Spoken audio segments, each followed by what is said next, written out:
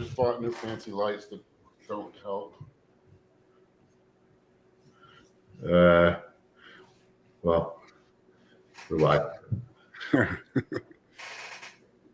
Welcome back, YouTube, to episodes 30 of the Troponin Episodes. Friendly reminder, as always, remember to like, subscribe, turn on notifications, drop us a comment below. Let us know if you are Team Nut Butter, Team Guac. We all know the right answer to that. Also, you can check out firstattachmentnutrition.com for the best line of supplements on the market. Use code TROPE10. They are stocked back up on field rations if you've been running out, and Suppressor is also back in stock. So that's everyone's favorite GDA right now. We use it on our high days, especially for cheat meals. Go give it check it out. Yeah. I think you guys had a topic you were going to start with today. Well, I'll start. I think Justin can talk more about the particulars, but I'll provide some context. Yeah, emailing Dave, I kind of said that he's in there's two bodybuilding, and hardly anybody gets to the second one because you have to be near 300 pounds in the off season. So it's really just like that upper level guy, and it's a totally different sport. Totally different. I mean, you're you're still trying to add size, but it's no longer about can I eat enough, because typically your appetite's very high when you're that size, and you can put down a ton of food and you can stay lean with a ton of food, but it's no longer just that. It's the fact that the water retention starts climbing, your sleep turns just to terrible. Water retention, sleep apnea, lethargy, and there's all these different things. And then the same thing happens in prep, where it's an entirely different prep. And it's really just kind of interesting because not very many people get to it. But if you ask 99% of people who are into bodybuilding what bodybuilding is, they'll say there's two seasons, off season and contest. Mm-hmm. And then off season is trying to gain weight and trying to add size. And that's it. That's all you do.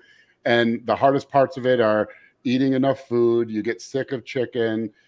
And then even worse, it's very easy to get fat because you don't have enough muscle to have a very high metabolism. Mm-hmm. So you're worried about all that. And then contest prep is just starving, really, and then there's a weird switch that happens, and it happens it's really kind of almost overnight. And I think we even talked about how Dave was going to have that for his next show. It was going to be different. At one point, I think we did talk about how, and prep turns into a totally different beast. It's now no longer, I mean, you're hungry still, but your food volume is still high enough where hunger isn't the main issue. And what prep becomes is how precise you can be with a diet and then and energy. But then the off season is very different because people probably wonder, why aren't guys getting bigger? Why does there seem to be this cap somewhere around 300 pounds? Guys were hitting that in the 90s and no one's really blowing past that. And Dave's kind of seeing, I think, what that cap is. It's not the inability to eat more food. It's not that your body wants to stop growing, because once you get to that size, your strength is so high, your nutrient assimilation is so high, your ability to eat good, clean, healthy food is almost unlimited. I mean, your appetite is generally sky high, and you can digest everything really well. It goes right through you. And so why don't guys get bigger? And the problem is all those secondary things happen. And it's primarily water retention, sleep apnea, and lethargy. And because right now we could have Dave over 300 pounds in 2 weeks without any concern at all. And he's lean. And so it's not like we're holding back because of his body fat. You can see it, separation in his intercostals. He's got all his abs. He's got quad separation all the way up to the hip. It's just that when you're eating the amount of food he's eating and the amount of sodium and the amount of fluid volume in a 300-pound body that's primarily muscle mass, which is different than a 300-pound body fat, because fat isn't oxygenated with, And so you have all this fluid volume just crammed in the body, and any little thing shifts it too much to where it starts spilling out into the skin subcutaneously. You get, the swollen ankles. And that's really the limiting factor. And we've had to pull back Dave's diet twice now, and his weight's still climbing. But we just, and it's really interesting to me because hardly anybody gets to that. And you really there's no point in talking about it because almost anybody even listening who wants to get to that state will never really get there. It's just, It's funny, the context in which this conversation kind of started was basically I had a check-in where I wasn't really concerned that I'd started getting fat all of a sudden, because just even fat tissue can't pile on that quickly. It's just my weight shot up like 3 pounds one week and then like 4 pounds the next week. And I've found as I get bigger, like every little thing makes a bigger difference. And if I gain a few pounds of water, I'm going to feel it in every way. And it's pretty much negative in every way. It's like, it's not even a benefit to training at that point, because I was already like reasonably watery and well cushioned for training. But then it just gets to where it makes you feel lethargic when you're training, and it impacts sleep. And you have this weird state where you're bloated and you can feel all the effects of water retention, but your appetite isn't really negatively affected. It's not like I'm starving either. I mean, but I have a good appetite and I still do. Usually you'd associate in the off season a lot of water retention and bloat with a subsequent decrease in appetite. And so you have to address both. But this is more like, okay, my appetite's still good, but for a number of reasons, the water retention is just getting really high that we have to do something about it. And that's kind of even misleading too, because it's not really like watery. Even the water retention is different because you have like a baseline water level. And when you're like 220 pounds and you add 10 pounds of water retention to that, like it spills everywhere. You look watery everywhere. Your face, you lose all your abs, your water level just in general, your fluid volume is so high in general that any increase in water retention now becomes a big ordeal, because it's not like you're waterlogged. You can see all your abs, you have quad separation. It's not even the water's not even in your knees or higher, it's just that there's no room for excess because there's so much fluid through the body to begin with that any little additional extra is really a dramatic impact. Yeah, you mentioned something about this is why once guys get to a certain size, then they really try to stay leaner in the off season. And I'm hoping we can do that next off season. And not like I'm dissatisfied with how lean I'm staying now. I'm just realizing that you want to stay even leaner just so that you probably aren't carrying quite as much extra weight. Yeah. Year. Yeah. And so it's like a twofold thing. Like, and it used to kind of crack me up because the magazines and stuff, and the magazines and even the forums used to feed kind of a lot of looser misinformation. And you'd hear all the time. I remember pros always talking about how lean you should stay or how close to contest shape you should stay. And I always thought it was silly because it's like, well, yeah, when you're that much muscle, you want to stay that lean. When you're 175 pounds, staying within 10 pounds of body fat of stage shape is probably not cutting it. You're not giving yourself enough space to grow. When you're 300 pounds, staying within that same percentage, of body fat, definitely you want to stay probably single digit body fat almost, because you don't have you can't get double digit body fat because you're eating 5,500 calories a day as a baseline, so you can eat a lot of extra food to even really gain body fat. But B, that the water retention thing again. So because I started seeing it with myself and clients when I kind of got to that phase. And I remember my very last prep thinking like, this is just this is entirely different prep. It's not even the same sport as my earlier preps, because I'm not like I'm hungry, but it's not, hunger is not the number one issue at all. Mm-hmm. It's being tired, it's being lethargic, and having to be super precise with everything. It was where early preps, it's like, how much can I starve? It felt like, Yeah. Yeah. Do you think that's why they won't say it specifically, but do you think this is why a lot of pros end up talking about their preps the way they do? Because they almost take, I don't want to say a nonchalant attitude towards jumping into shows, but it doesn't seem like such a big deal. It's like, okay, where's my body at now? How fast can I drop this much weight? It's like, they don't like, I look at my first couple of preps and I was like, holy shit, I'm going to starve for 16 weeks. Yeah. And that's why you can compete so often as a pro. I mean, because you stay leaner, and you are forced to, because you don't have the option because your metabolism is so much higher. But then you also just don't gain the body fat because it feels terrible, all the extra weight to gain. So you just stay leaner naturally. Your appetite's generally through the roof. And by that point, you've ate chicken and rice every meal for years. You're past the point where you want to eat normal food. You've moved past that phase in your life. So you're used to eating clean, and your thought process then turns to, well, why would I add cheese to this meal? It's just extra calories. It doesn't taste that much better. I'd rather just stay leaner and not. And so you're really pretty close to contest shape all the time. And you can look like a Jay Cutler or something like that. He always looked pretty much in shape. Or even Ronnie Coleman. Yes, he was watery, But you see, like those guys with guest pose, they always had abs, they always had veins, they always had separation. There's water in their lower back. But that's really why. It's not that, it's easier for them to look like that than it is for an up and comer to look quite a bit fatter, really. Yeah. And then of course prep's so much easier because when you're already lean, eating close to 6,000 calories a day, and you only have 15 pounds of fat to lose to be in contest shape, that's 7 weeks of eating 4,500 calories a day. That's not hard with no cardio even. And that's also why you see the it's kind of gone away, but used to see like the no cardio fad. It's like, well, yeah, I mean, yeah, if you're 268 pounds on stage, you don't need to do, it's good to do cardio. You actually probably do need it to stay alive, but you can get in shape without cardio. But I remember like from like 2009 to 2016-ish or so, it seemed like every 148-pound kid would come to me and say, he wanted to prep, but he'd really like to not do cardio because he heard that was better for holding muscle. And it's like, it's not going to work for you. Yes. I don't think so. Yeah. Danny's pissed because women never really get to be the 300-pound phase B. No, it's like, yeah. It's always starving. Pretty much. It's like anxiety already, but what else is new?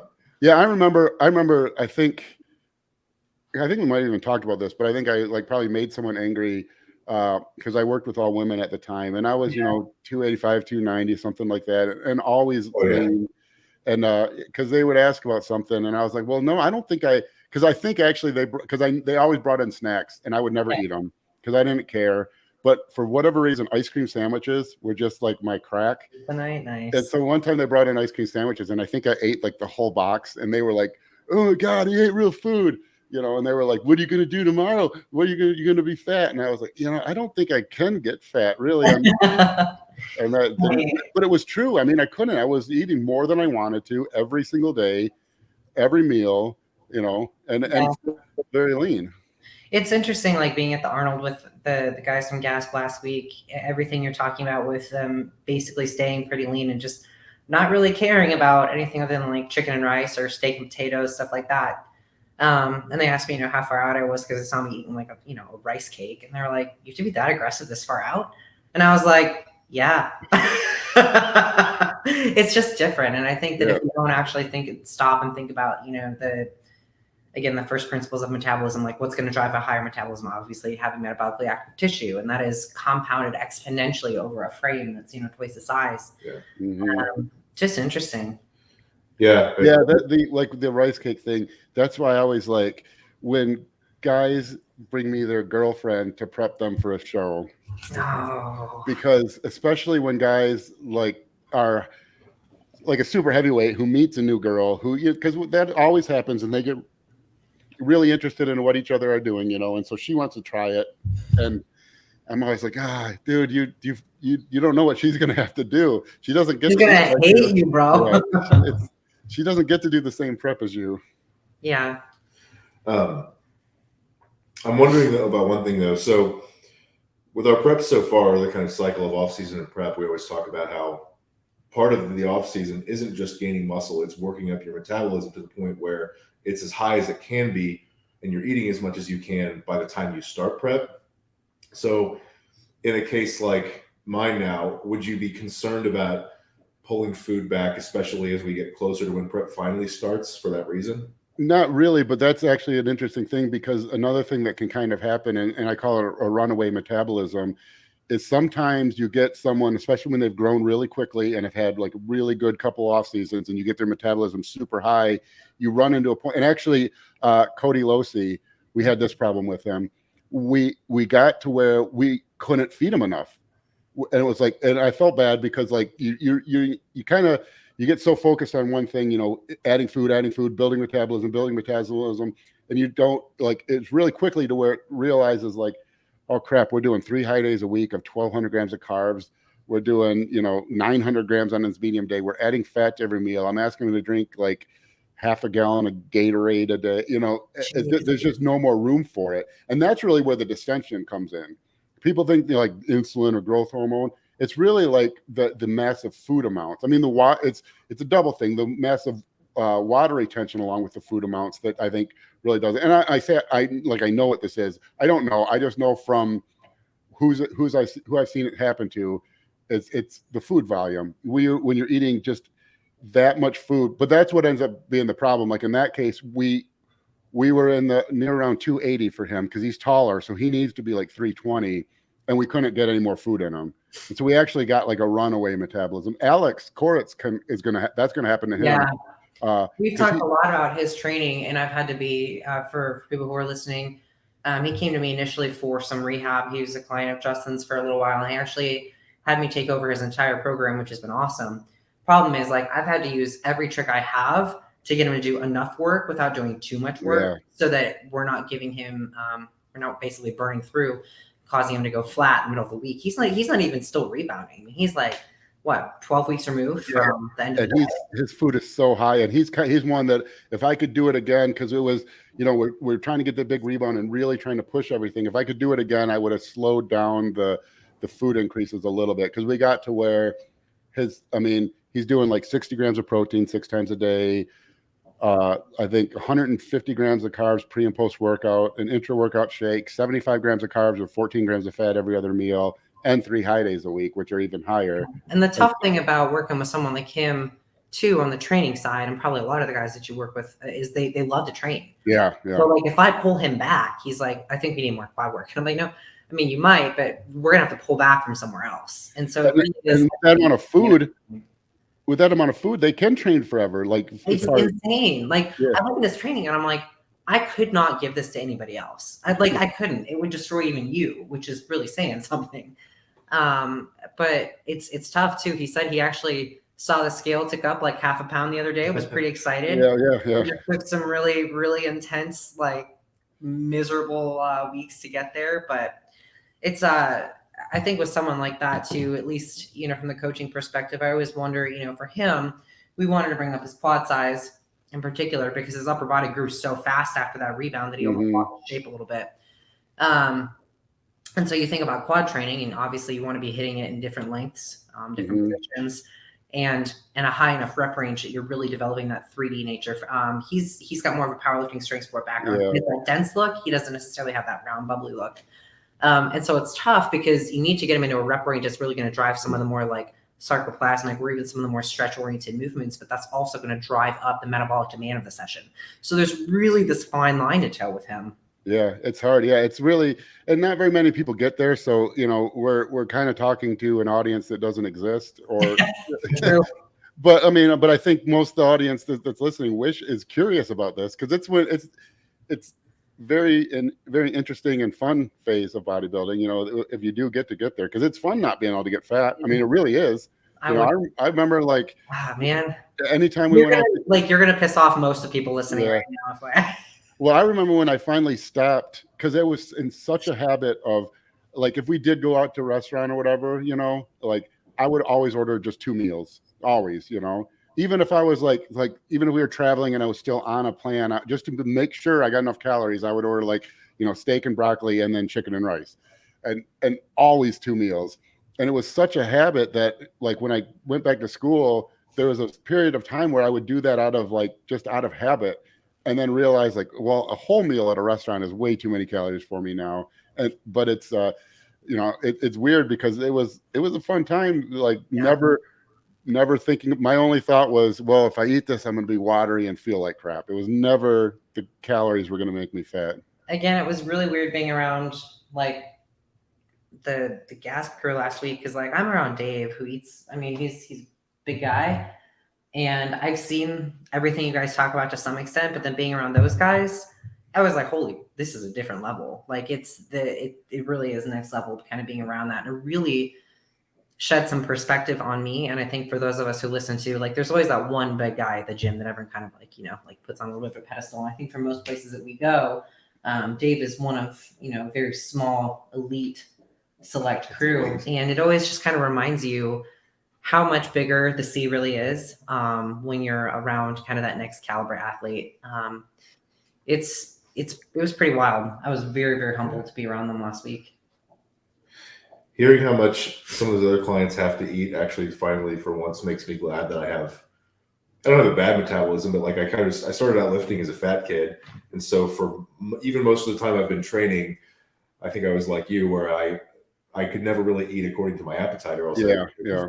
And now I'm finally at a place, I had to get to almost 300 pounds for my appetite or for my metabolism to catch up to my appetite, where I'm finally like, okay, I can eat an amount that I feel like eating and not get fat. Well, you also have a wife that bakes you a lot of cookies every high day. That's true. That doesn't help. but That's like now, a little buffer cushion in there. Well, that's another funny thing you mentioned, like the high day cheat meals. I remember like if my wife made brownies, it wasn't like I ate a brownie. It was whatever there was. She'd eat a brownie and then the rest, and I could just pound them, you know. Brownie, milk. I want you to remember this on Saturday when you're like, I don't want to get fat. We're celebrating his birthday this week, which means I'm going to bake him everything and just shove it at him. Well, but I think what you said was true though, about you don't not cheat, or you don't not go overboard so much because you're worried about getting fat. You just know you're going to feel terrible the next day. Yeah. Like there'll be high days where I keep it pretty tame at the cheat meal, and I'm up maybe a pound or two the next day and I feel fine. And I always do cardio on an off day the day after, and that feels fine. But then if I really go overboard, I'll be 5 pounds up in water. Cardio is absolute hell. I mean, it kind of washes off by the end of the day, but I just don't like it. And then at work, you sit there, I would always remember you'd sit there and you'd stand up and my knees would feel really tight. And it's like, this is going to be a rough one. Because all that water is just filling the whole leg system down there. I didn't say it. I'm proud of you. It's funny. I think like a lot of guys, they look at their abs way too much to see how lean they're staying or not. I've just been looking at my ankles, like how much do I need to walk around right now before this really starts to feel bad? That's actually a good thing too. It's a good KPI. That like, because I always say 8 to 12% body fat, which is really like a crappy way because no one knows what that really means. I think a better way of gauging, if you can't visually tell when you're holding more or less water in the off season, you're too fat. Because when you're lean enough to tell when, I'm holding water, then, but like when you're 20% body fat, you can't tell, when you're watery or not. And so if you can't tell, that's really kind of your sign that you're probably out of range already. Yeah. You want to talk about James? Yeah.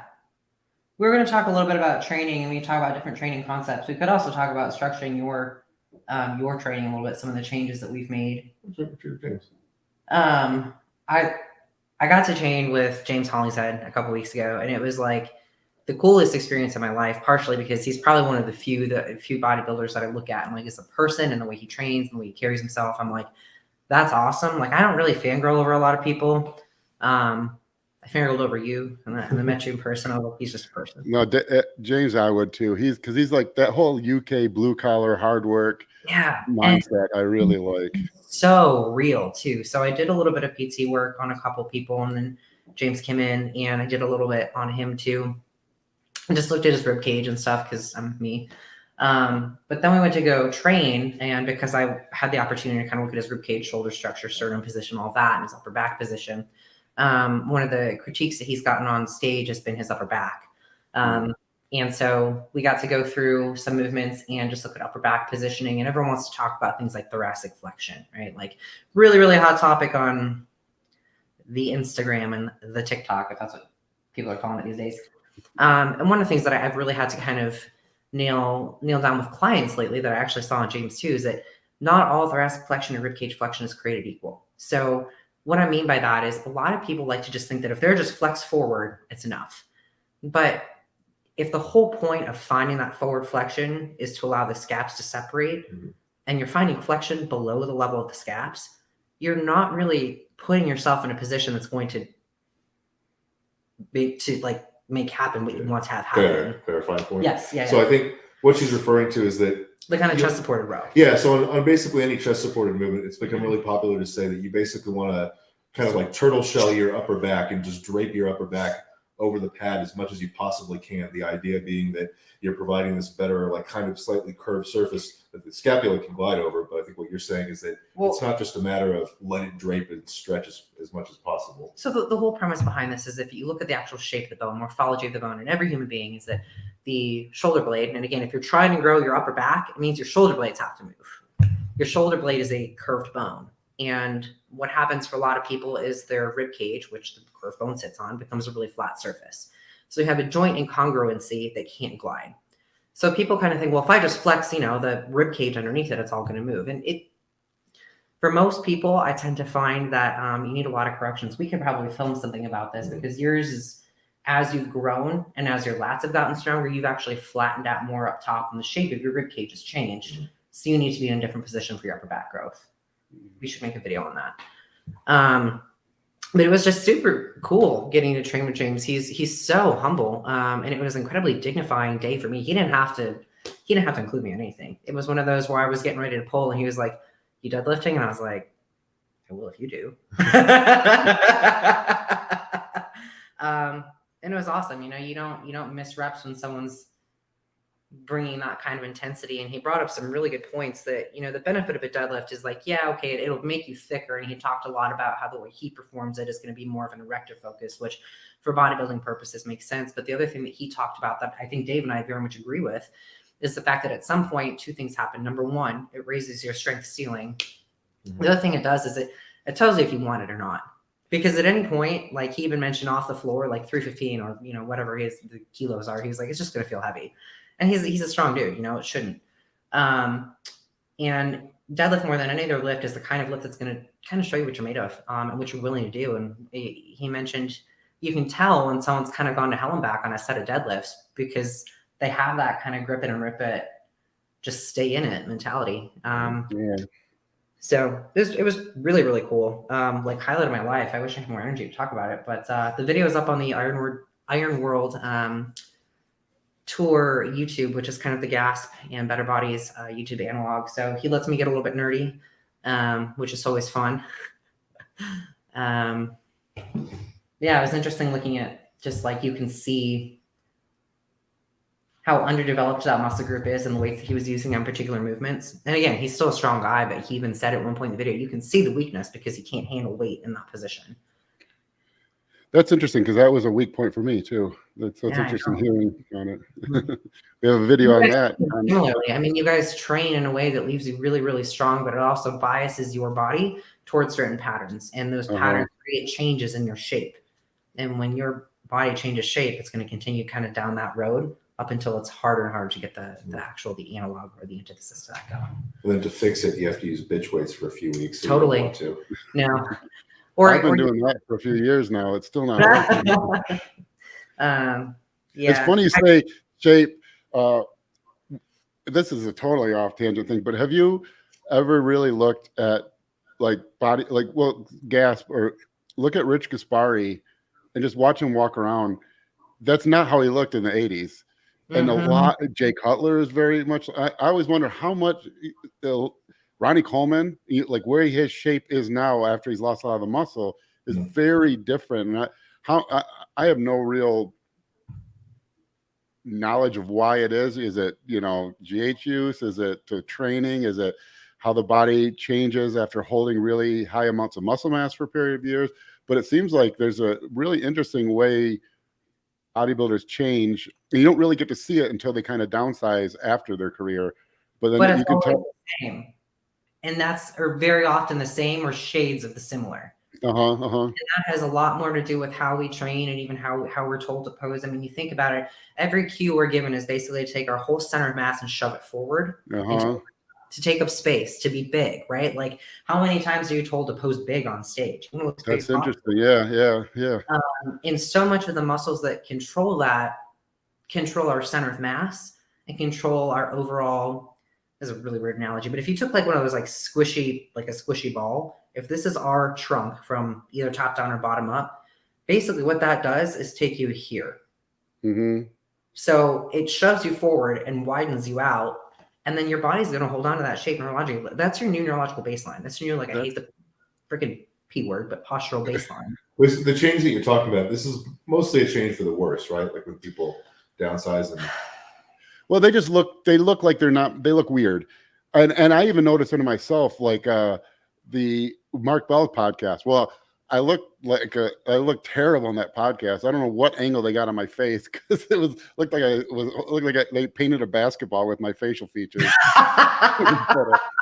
But just seeing that, I was like, man, because I'm downsized quite a bit, but my body weight's up. But I'm like, that's a completely different frame than from I had before I started training. You had years, decades of muscular development pulling your bones into different positions, but then you lose the active contractile tissue that pulls you there, and you still have that same residual change. Yeah, and so as a very distinct look of someone who used to carry a lot of mass and then it just kind of deflated. Yeah, you can tell. That's exactly you can always tell that guy used to carry a lot of size. It's really weird. Yeah. There's another. I could totally. I'm sorry. Go ahead. There's another example, and I this isn't coming from me. I heard it on some podcast. Maybe it was one of Fuad's.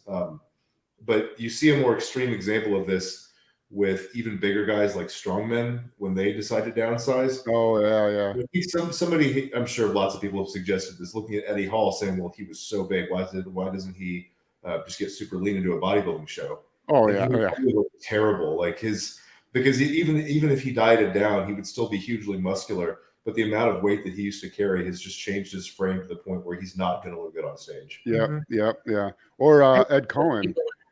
I really wish people understood too that these shape changes that we see, they're the ones that drive so many of our pain patterns, orthopedic pain patterns. And so people ask me all the time, oh, how did you get to work with all these bodybuilders and powerlifters, and how do you know exactly what's going on? I'm like, well, it's because very often training is going to change. It has a very predictable pattern of how it changes our shape.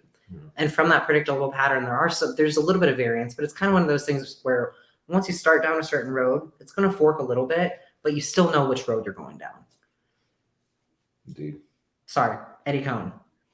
Well, yeah, he has. I mean, look at him. You could tell he used to carry a lot of muscle mass. There's something. I mean, he looks like homunculus, the guy in the brain. Yeah, he does. Yeah. Those of you who don't know, he's got those enormous hands. But it's a model of basically it's a visual representation of our somatosensory system in our brain. Yeah. This human being who's disproportionately developed in certain ways to show how much of our sensory cortex is basically represented by certain parts of our body. So the hands are enormous. The lips are huge. Nose feet are huge. Ears, feet. And then the limbs, none of the limbs are big because you don't feel the most pain in your Yeah, homunculus. Google it. But I don't know what made me think of that, to be honest. But I've noticed that for years, and now I can see it in myself. Even it's very interesting to hear the reason. I can't hear that word homunculus or homunculus without thinking of Scott Stevenson. Same from Intense Muscle. Yeah, exactly. I didn't know this. That's awesome. Yeah. That's great. Yeah, for a long time, I had absolutely no idea what the word really meant. I think I finally was taking maybe a biology class or something, and it was in the book. I was like, oh, that's what that actually is. In the middle class. Why is Scott Stevenson's forum username in here? That's funny. Do you want to talk about small adaptations to your training a little bit? Sure. Yeah, I think the one that I want to talk about is how much better my knees feel.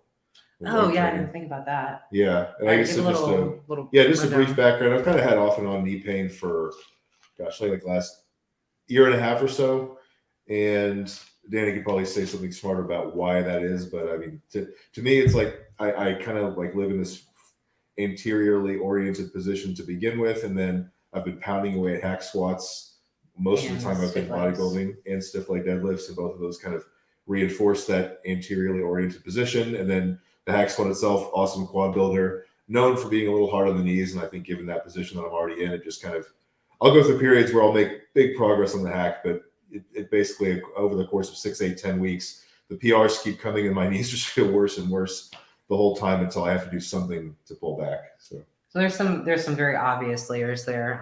One that's a little bit less obvious is the difference between position and orientation. I'll talk about this on the Team Troponin website because it's a little bit way more nerdy than I think anyone here would want to hear about. But the TLDR with orientation is it's a little bit kind of like the baseline position from which your brain and all the other muscles are going to operate. So if he's in a position where everything's so biased in the front, and what I mean by that is the rib cage, pelvis, all of that. And then on top of that, he's doing something like a stiff leg deadlift where super erector dominant, you were trying to hit erectors with that and hamstrings, yeah? Yeah. Which is going to continue to, again, throw him forward.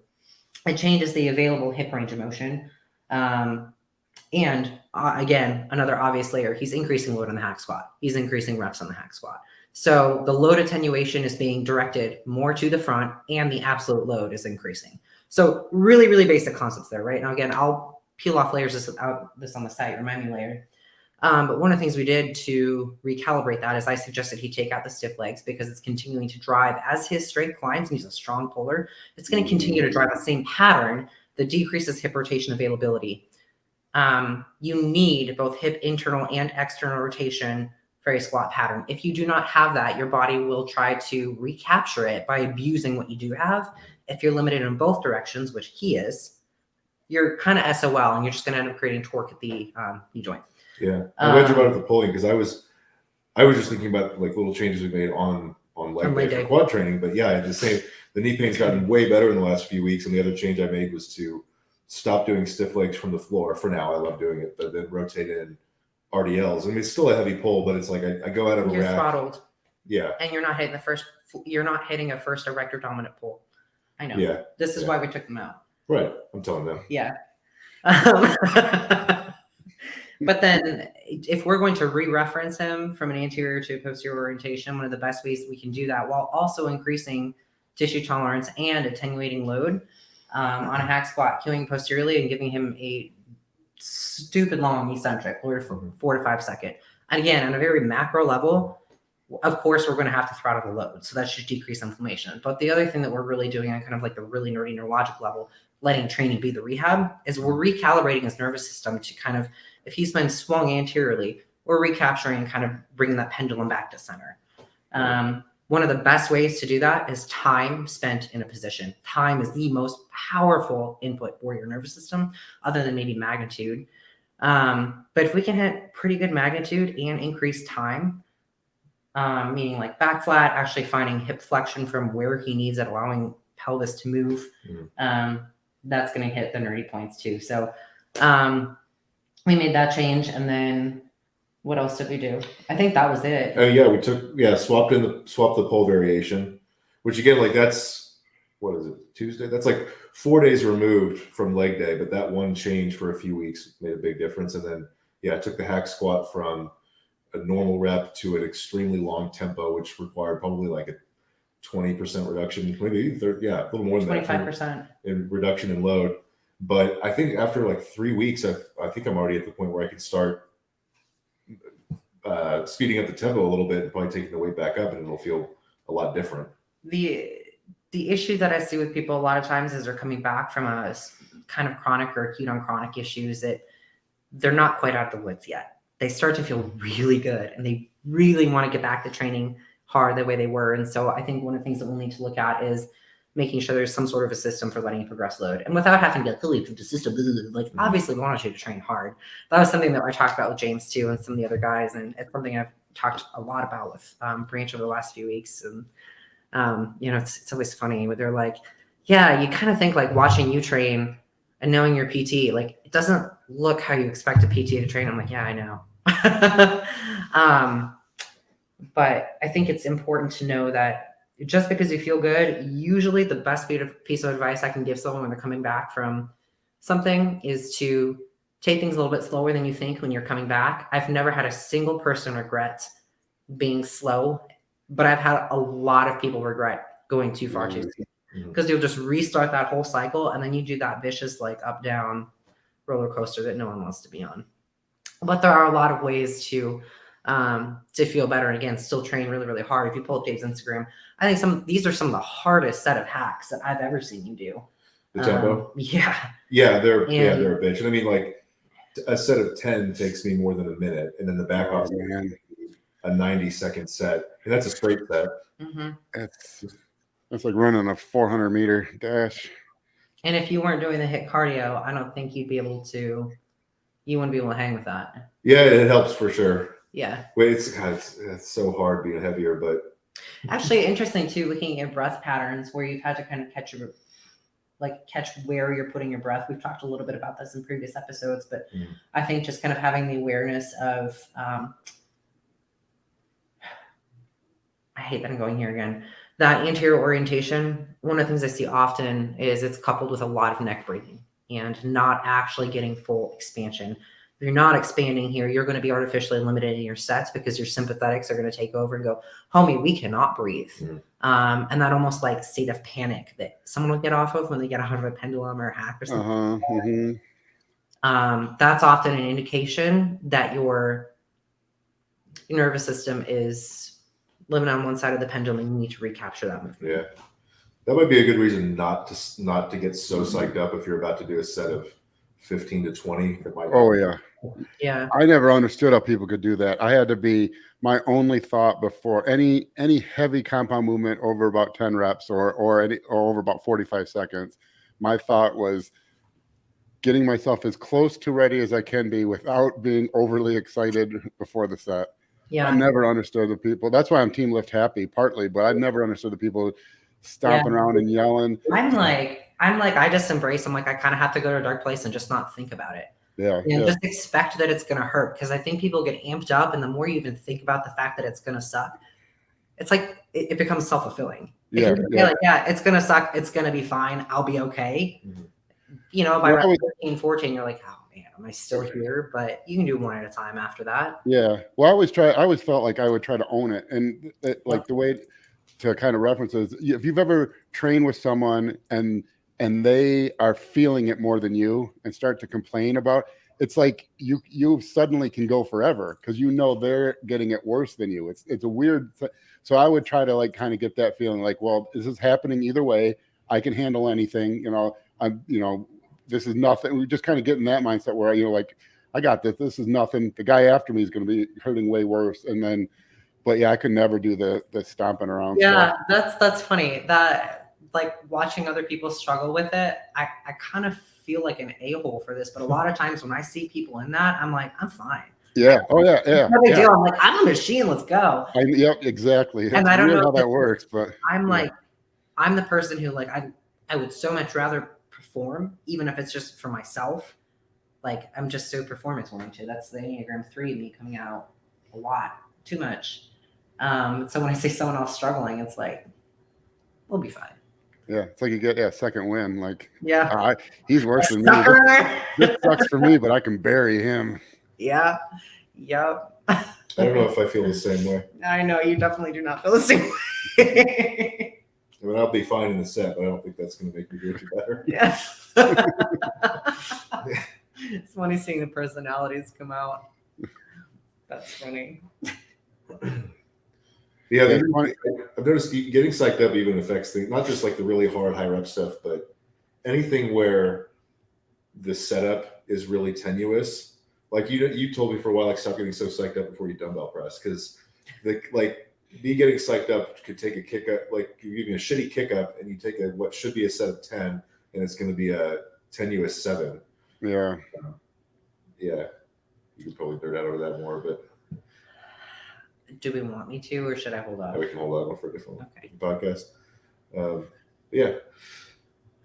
I mean, it just simply, as we get more and more aroused or sympathetic, it's going to encourage different muscle use and stabilization.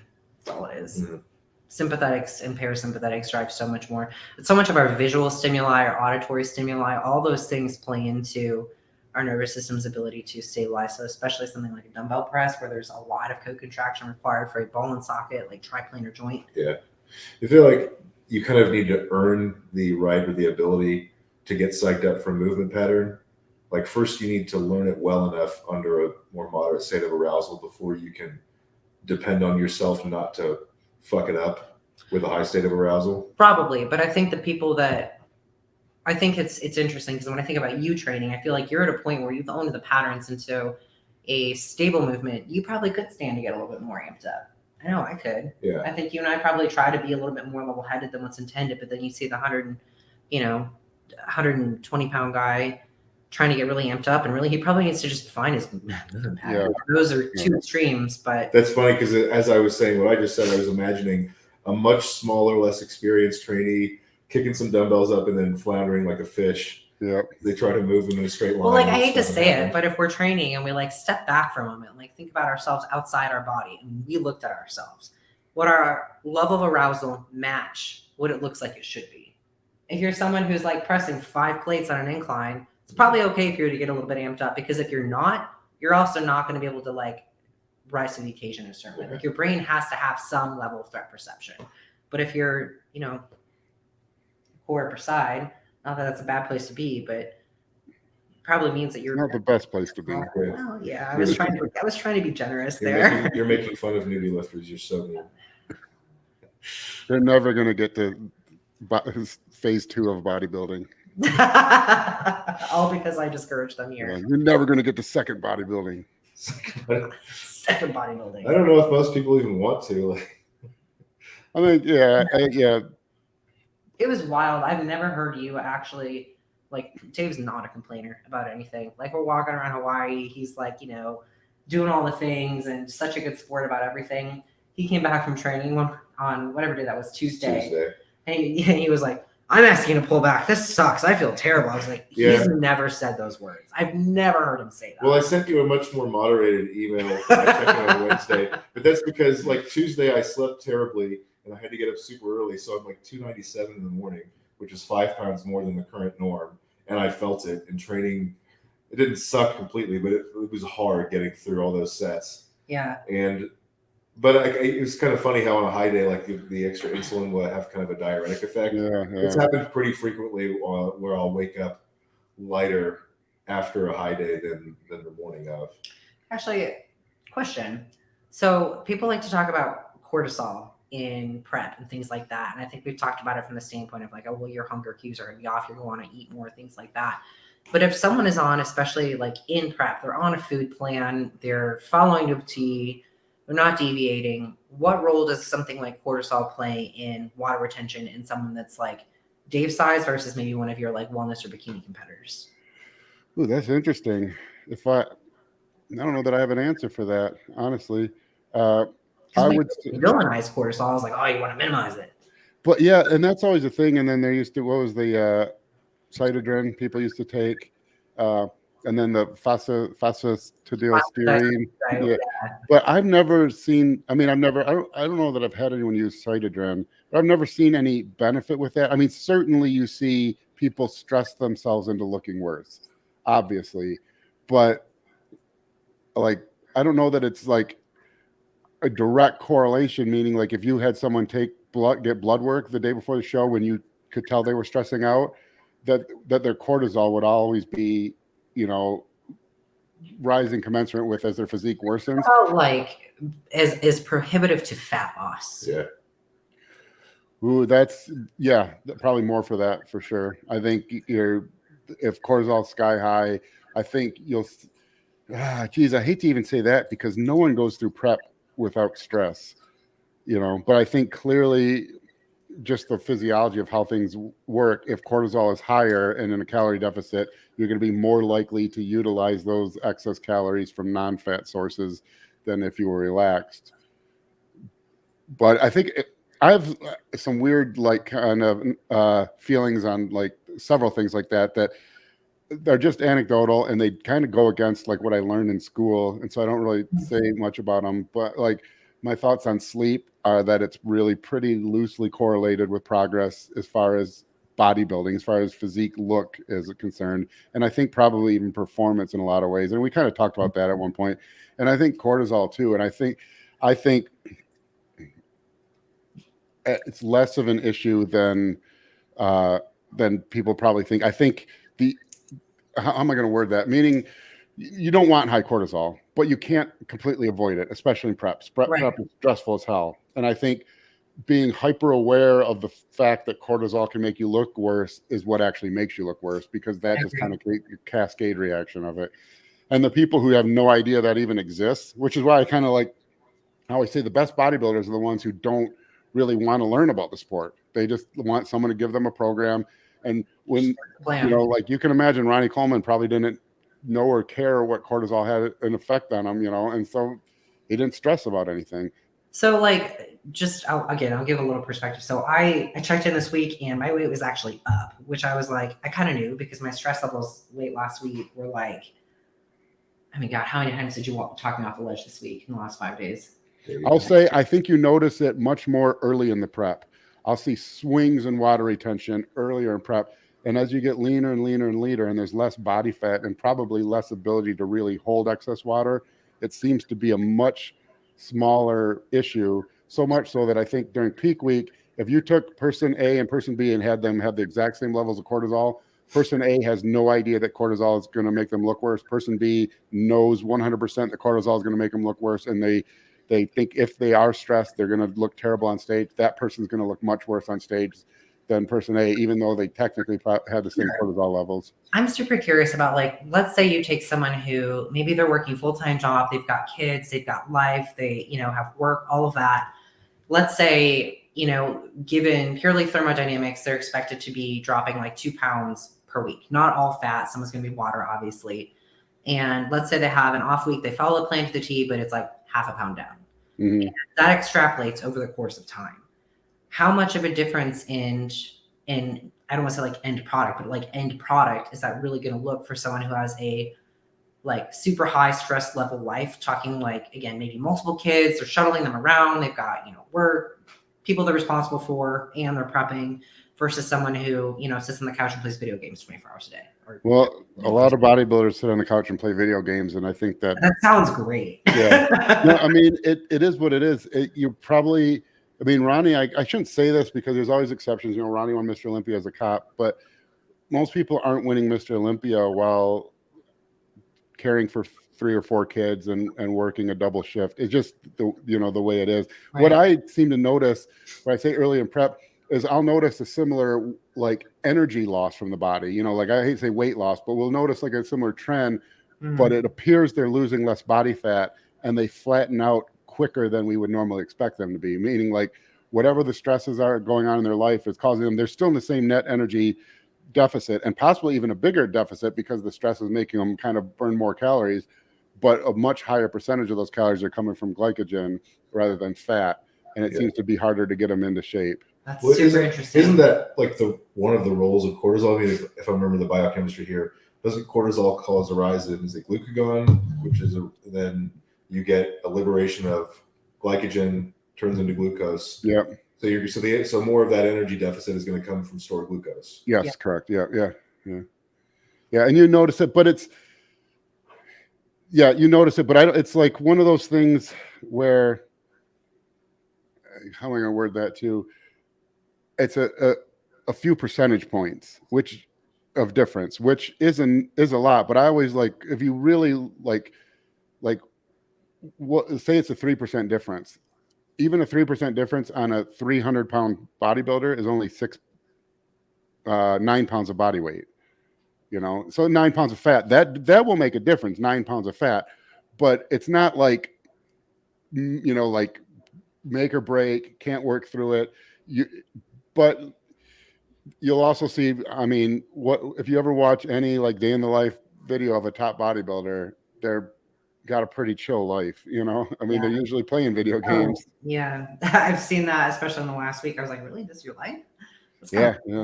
But there's also a lot of pressure. It's wild being around people where bodybuilding and winning shows is what pays their bills. Mm-hmm. There's we talk about it being low stress, but it's also, that's a lot of stress, and there's a huge difference in pay between first and second place. Yeah. I imagine that it's stressful because there are so few people who are pros, and then among those pros, there are even fewer of them who are really making their living from bodybuilding. Like they're among a group of 0.0001%. Yeah, you're talking 15 people on Earth.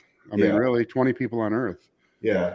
And lots of other people are trying really hard to be there. So that's quite a bit of pressure. Tons. Yeah, and it's a weird sport. It's weird that so many top guys stay on top for as long as they do because of those facts. You're one of there's only 20 people on Earth that are making their living from stage bodybuilding, and everyone underneath that is really trying to get there, and to stay there takes more work than any other sport. Mm-hmm. If you're Kobe Bryant, worked really hard, but once you're at that level, it's not the same. Like bodybuilding is 6 meals a day, every training session year round.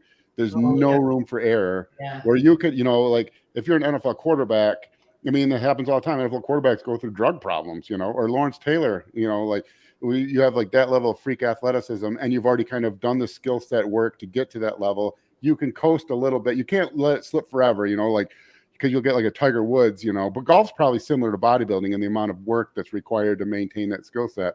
Actually, that might be a really good example of that. Very precise, the precision. Yeah. And so you have like clearly his life was teetering on an edge before like the whole divorce thing happened, addicted to pain pills, lots of affairs, this wild, chaotic life.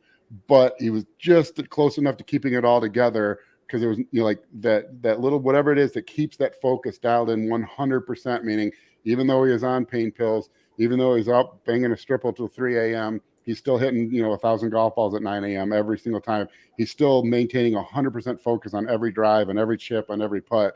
And as soon as it kind of like whatever causes the cascade, like his wife hitting him with a 9-iron and finding him cheating, just enough to cast, and then it's like you never get it back, And I think Ronnie had a story about saying that to Jay Cutler when Jay tried to come back in 2013. Because I think Ronnie tried to come back in 2000. His last year was 07. Can't remember. No, because did Jay only win once before he lost to Dexter Jackson?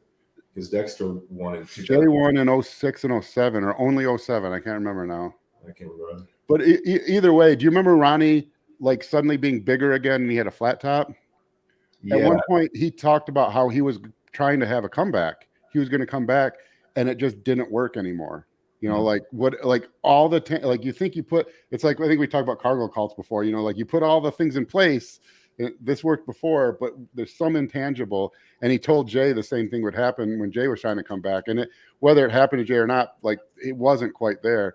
And I don't even. This is so far off on a tangent now, but there's like weird. Like it's weird that the guys who stay in the top of the sport are able to for so long because so many things have to be done so precisely year round to stay there. It seems like a level of momentum that they can make. Like you can't get it back. Like once you've risen that high, you're not going to get it once.